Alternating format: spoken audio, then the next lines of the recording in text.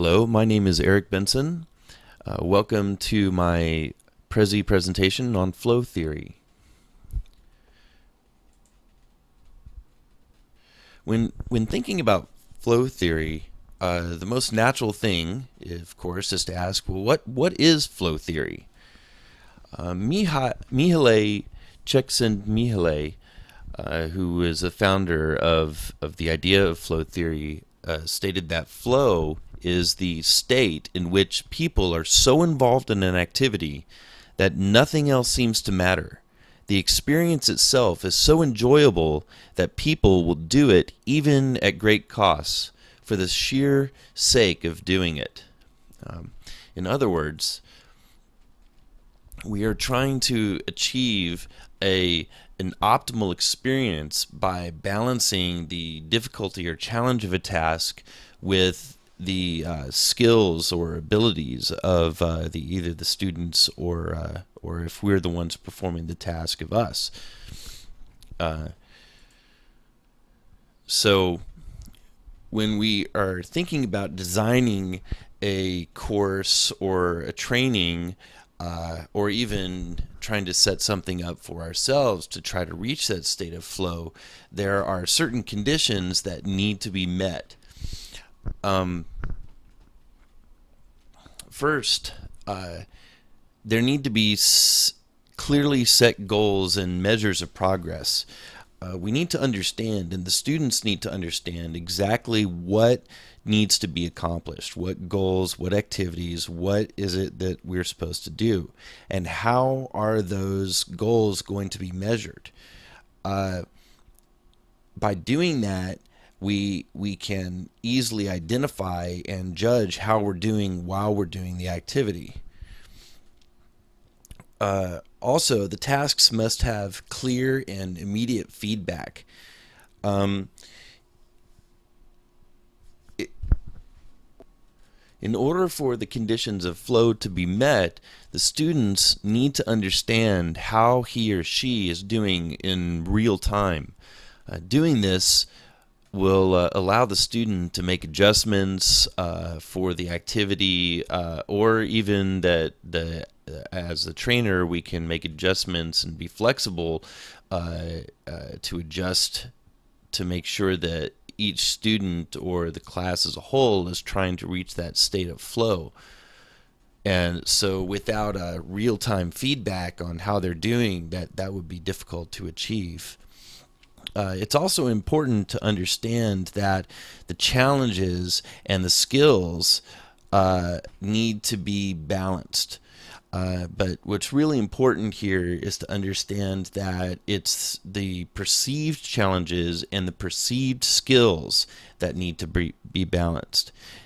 Each individual is going to have a judgment on how they feel like they're going to do in an activity, or what they feel like their particular strengths are, and those can have an even greater effect on their own real ability.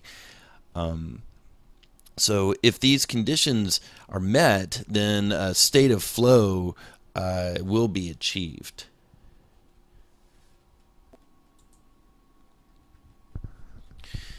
When we talk about being in a state of flow, there are certain things that sort of classify what that is like.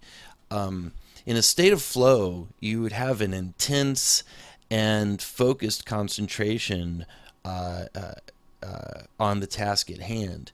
The students will become hyper-focused on the activity, where the rest of what's going on around them will almost fall away, because their whole world will become that particular activity, whatever it is. Their awareness will merge with the actions that they're doing. So it's almost as if the separation between the individual performer of the action and the action itself drift away, and the participant in a way becomes the action, or the action becomes the participant. It's kind of almost a Zen sort of meditative state of mind. that can be achieved when you're in a state of flow.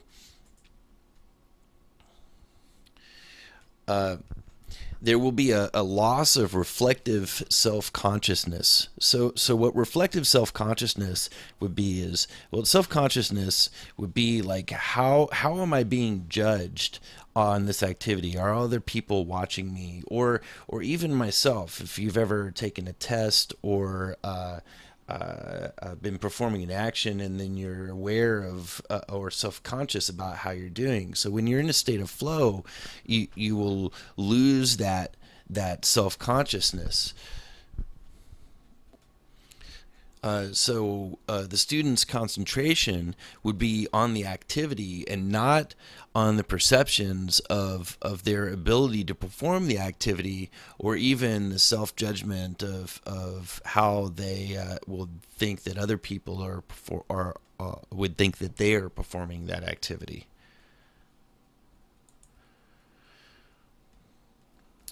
We will gain a sense of control of our own actions. If you take a moment to remember the first time you got your driver's license and you had to take your driver's test, you'd remember getting into the car and sitting down, making sure that your seatbelt is on, checking the mirrors, checking your signals, driving with your hands in the proper position. Uh, and then as you begin to drive, if you had reached a state of flow, you become aware of every action that you're performing. I know for myself, I took my test in a stick shift, and so there was the clutch that I was working, and the gear shift, and the turn signals, and being very aware of where my position was in the road. Uh, all of that. Um, all of that would have put me in that state of flow. And if my concentration had drifted over to the examiner and I was worrying about what he was doing or what he was writing, then I would be more prone to make mistakes.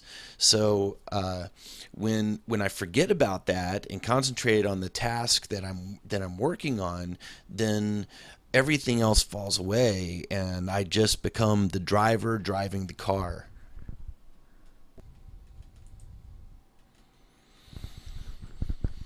And the activity or the task that we're performing, you might get this sense of that your temporal experience will be distorted. So basically, what that means is that time would seem to change, to slow down, or maybe even sometimes speed up, depending on the task.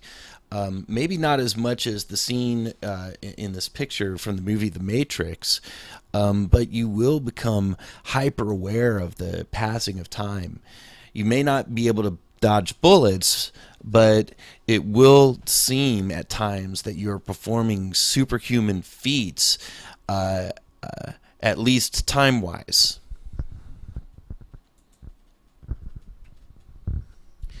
The activity and the task you're performing will become intrinsically rewarding. The enjoyment will literally come from performing the task, not with any other expectation or reward. The task that's being done is being done for the sake of just doing the task. Another way to state being in flow would be to say that you're in the zone. So if you've ever seen people in sports, or people who are like the lady in this picture, she's really enjoying what she's doing. She's doing a complex task. It's not too difficult for her, but I wouldn't say that she's bored. It's not very completely easy for her either, and she is in a state of flow and in the zone. And this state can be achieved with, I mean, not just playing music or playing sports or playing a game, but even I know that there have been times when I've written research papers or have been doing some big projects at work, and when I'm really, really under the gun and pressured to get something done, then I can reach that state where I'm almost enjoying the experience of the pressure. I know that not everybody can feels that way under pressure, but I know for myself when I've got the time ticking down on the clock, it really puts me in that state of mind